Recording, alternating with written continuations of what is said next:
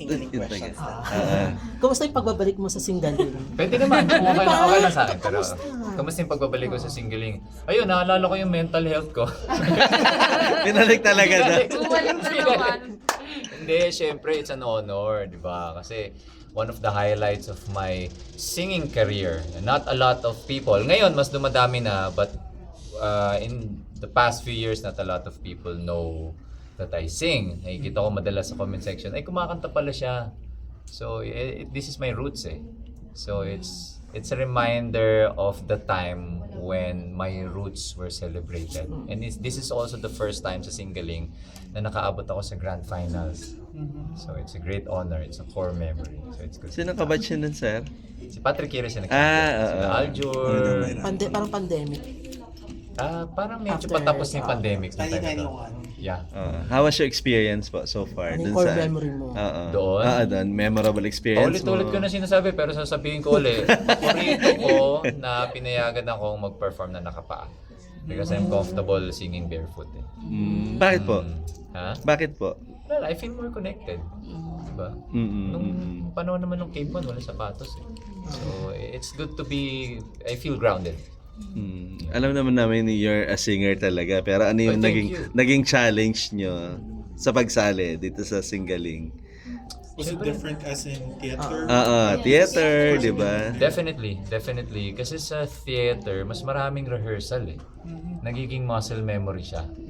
Tapos, you're just competing with yourself pag sa theater eh. Dito, you're competing with... Although, I try to just enjoy it and give the best performance that I can give. Because I think in any performance naman, I'm just competing with yung pulis sa likod, the critic. Diba? So once I silence that, I feel free and I just perform for the people and for him. Did you happen to have like your own charity that you supported during that time? Yeah, Dumaguete Animal Sanctuary. I always support foundations na nag-a-adapt, nagre-rescue ng mga hayop. Animals. Like ngayon, yung Potion Project, yung Biyaya Animal Sanctuary. Yeah. And were you able to help them during that? Yes, season? I'm grateful I was able to give financial help. That's awesome. I'm sure you've seen the finalists this year. Could you tell us maybe who among those finalists would you prefer to Patay win? tayo dyan. Ito na, $1 million question. Karamihan sa kanila mga kaibigan ko eh. Pero ako personally, siguro pinakamalalim na relationship. Nagkaroon ako ng pinakamalalim na relationship kay Johannes nung nagtrabaho kami for Direk Joey Reyes, Bantay Bahay, yung pelikula. Tapos doon ko nakita yung artistry niya eh. Na the way he sings also. That's why personally, yung bias ko is si Johannes. I'm rooting for him.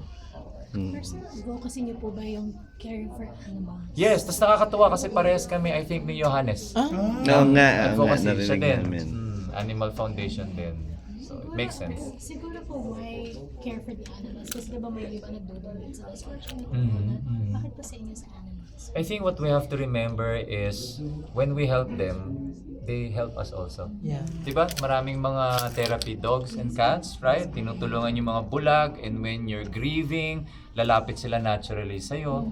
Diba? It's healing eh. Yung ganong energy exchange. What can you say about dun sa monkey na si Punch? Cute! Alam mo, nakakatawa kasi. Andito po siya ngayon. Test po siya ngayon. Pare-pares man tayo unggoy.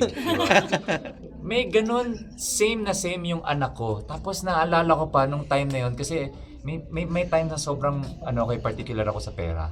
So nag-react pa ako nung nagpunta sa sa IKEA yung family ko para bumili ng mga plato. May kasamang unggoy. Tapos ang reasoning nila, kasi niyakap-yakap na ni Pipito, tapos nilaway-laway na, nakakaya nang ibalik. So medyo, nagtitipid tayo eh, pero sige na nga. And then I noticed after that, laging gustong katabi ni Ito. Ang tawag niya si Aki, Monkey Aki. Then kato, nakita ko, yun din yung unggoy na hawak-hawak. Same stuff to. Diba? So every time nakikita ko yung unggoy na yun, naisip ko yung anak ko. Diba? Yun, wala lang, Pepe, nakaka-touch anong lang. message mo sa singling family na binigyan ka ng chance to have a singing career? Ganun po. Well, hindi lang naman yung singling yung nagbigay sa akin, pero isa ang singling sa mga unang nagbigay sa akin ng pagkakataon na maka-showcase ng talent ko, ng singing skills ko sa isang singing competition. So, I'm always grateful. Naalala ko, I had a great time with my fellow contestants. Doon ko yata unang naging kaklose si Patrick tsaka si Aljur. And then, nagkatrabaho kami sa isang teleserye after that. So, mas madali na yung rapport namin. Tapos si Chucky, si Boobsy, and then the band, may time na nakikisoundcheck ako, nagda-drums ako with the band. So, it felt like a playground. Kaya I'm always grateful. Forever grateful. Sabi niya naman, sir, okay lang na tanongin. Kamusta na po kayo Oo ngayon naman. after the... Oo naman. Saan tanong natin? Ayun, sakto. Kasi mag-ano ako, magpo-promote din ako. Pwede ba ako mag-promote? Yes. Sure, Yes. sure. Mag-promote. It's now a blessing for me kasi yung mental health journey ko, yung healing journey ko, led for me to go back some more to my singing roots. Yung matagal ko nang pinapangarap na makapagsulat ng sarili kong kanta at ma-release siya sa Spotify, nangyari na. And all of that leads to my first ever solo concert. Sana makapunta kayo sa PETA Theater, produced by Backstage Manila. And I'm creating my album also, kasabay noon, produced naman by Music Monks. So sana makapunta kayo April 21 sa PETA Theater. Sir, what's the first single that you released? Nasa Spotify na, Post Muna. Pause. So it's very much related to my healing journey. Naku, saan ginawa niya po? It's my love letter to everyone. Okay. Thank you po. Thank you. Thank you so much. Salamat po. Thank you.